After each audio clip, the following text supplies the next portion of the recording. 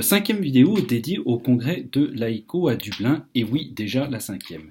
Alors, trois éléments qui ont marqué mon attention aujourd'hui. La première chose qui m'a intéressé aujourd'hui, c'était une conférence semi-plénière du professeur Margaret Quinn qui a porté sur la population des aides à domicile. Donc, aux États-Unis comme en France, se développe le principe de l'hospitalisation à domicile, avec pas mal de traitements qui sont maintenant délivrés au domicile, et finalement pas assez de travailleurs dans ce secteur d'activité vis-à-vis d'un besoin qui est en augmentation. Une population qui est quand même souvent précaire, avec des petits salaires, souvent des immigrants aux États-Unis, avec des horaires de travail très flexibles.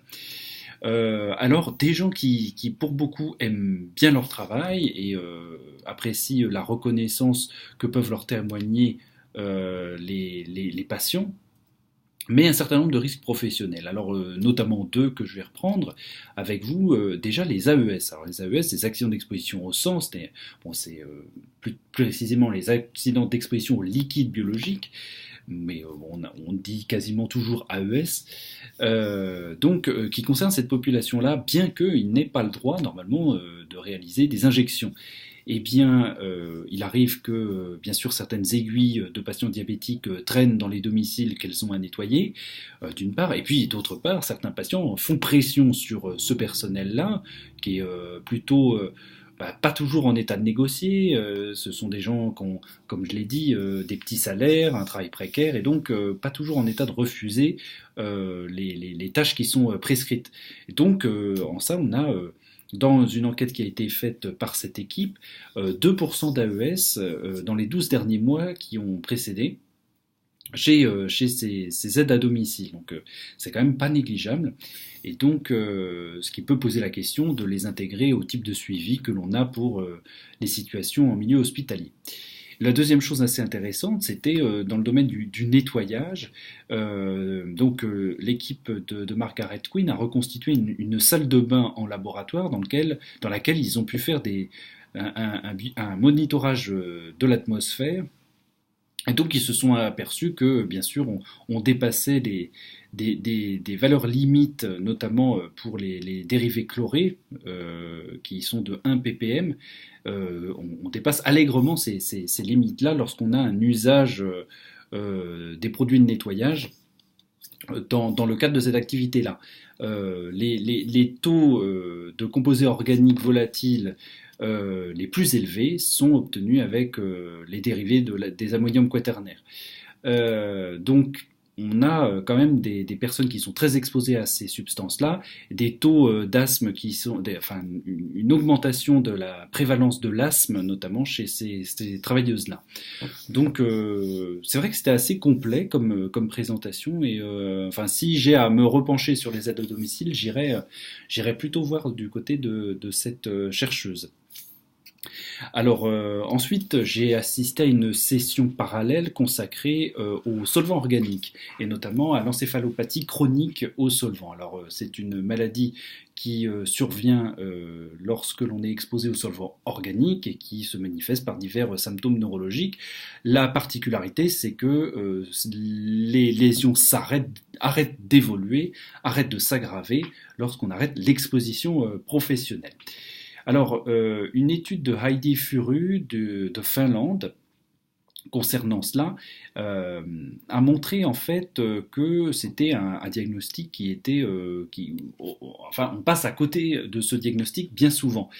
Et ce qui est assez particulier, c'est que même dans un pays comme la Finlande, dans lequel il y a un suivi médical qui est assuré, eh bien, ils ont réussi à rectifier un certain nombre de situations en mettant en place un protocole par envoi de questionnaires, réponse, screening et évaluation par des spécialistes. Et ils ont expliqué qu'il y avait chez des patients chez qui ils avaient rectifié les diagnostics, en fait des plaintes symptomatiques depuis parfois plusieurs années avant que le vrai diagnostic soit porté, et parfois même des gens qui sont plusieurs fois allés voir le médecin du travail. Donc même dans un système de santé au travail avec des visites périodiques et finalement dans un pays développé, eh bien on passe à côté de ce diagnostic-là. Donc il faut pouvoir y penser. Donc il a été recommandé d'utiliser le questionnaire EuroQuest Et donc, c'est vrai que c'était assez intéressant de refaire une mise au point sur une maladie. C'est vrai qu'on dit qu'on la voit pas beaucoup, mais finalement, est-ce qu'on passe pas un peu à côté chez quelqu'un qui se plaint d'un ensemble de signes neurologiques? Une dernière étude qui m'a intéressé aujourd'hui, alors c'est pas une grande étude, hein, c'est pas en session plénière, etc. C'est un poster que j'ai trouvé assez intéressant par son originalité. C'est une chercheuse qui travaille au département du travail du Bengale oriental, oui, Bengale de l'Ouest, en Inde, qui s'appelle Priyanka Roy, qui s'est intéressé aux conséquences psychosociales de la démonétisation chez les travailleurs des plantations de thé. Alors la démonétisation, qu'est-ce que c'est il y a quelques temps, il y a quelques mois même, l'Inde a décidé de retirer de la circulation les billets de 500 et de 1000 roupies parce qu'il y avait de la fausse monnaie qui circulait. Sauf que c'était 86% des devises indiennes, c'était ces deux billets-là. Et donc, suite à ça, ils ont mis en place cette étude chez les cueilleurs de thé, qui sont payés à la journée, enfin à la tâche, et avec un salaire qui dépend du nombre de kilos de thé qu'ils ont pu ramasser. Eh bien, le problème pratique, c'est que tous ces travailleurs, en fait, à partir du moment où ça a été démonétisé, ben, ils ont dû trouver le temps d'aller trouver une banque, parce que bien souvent c'est des travailleurs pauvres, donc ils n'ont pas de banque, ils étaient payés direct en cash, avec des billets qui ne circulent plus. Et donc, pour eux, d'aller s'absenter pour aller à la banque, c'est compliqué, puisque c'est autant de temps, parce que parfois la banque, elle n'est pas à côté, donc d'aller faire le trajet jusqu'à la banque, ça peut leur nécessiter une journée pendant laquelle ils n'ont pas de sous, et donc ça peut les amener à des situations très difficiles pour eux. Donc ça a amené aussi à de l'absentéisme du côté des cueilleurs de thé des symptômes, alors rapportés, hein, le design de l'étude était par focus group, donc on n'est que dans des symptômes rapportés, ça mériterait d'être creusé, mais bon, des symptômes plutôt sur la sphère psychosociale, pour le dire très schématiquement. Bon, l'étude en soi, elle est extrêmement perfectible, mais elle pose la question des rapports entre rémunération et santé au travail. Et ça, c'est un sujet qui m'intéresse pas mal, et que je connecte avec d'autres travaux qu'on a pu faire. Alors je repense à l'étude dont je vous ai parlé très rapidement hier de Mathieu De Zutter sur les liens entre jeu d'argent et activité professionnelle. Mais c'est vrai que les médecins du travail ne se penchent pas toujours suffisamment sur les modalités de rémunération des salariés, parce que on estime c'est pas à nous de gérer ça, ça regarde le côté ressources humaines, mais parfois non pas le salaire lui-même, mais la modalité de rémunération peut avoir un effet sur la santé. Donc c'est vrai que cette étude-là avait cet intérêt de montrer ça. Je trouvais le sujet très intéressant. Évidemment.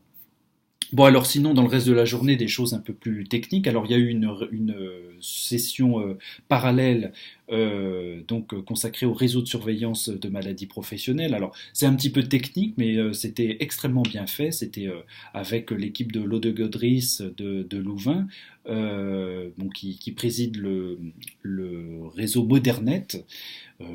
Avec des présentations qui ont permis de voir un petit peu les différents réseaux de surveillance, alors notamment en Italie, ils viennent de développer un équivalent du réseau français, le RNV3P, donc eux ça s'appelle, si je me souviens bien, Marel, en Italie, un réseau sur la surveillance des pesticides aux États-Unis, et puis des données plus générales sur une excellente revue de la littérature qui a été faite notamment par une chercheuse à Louvain qui s'appelle Jelena Bakuzic. Vraiment un gros travail de synthèse qui a été fait là.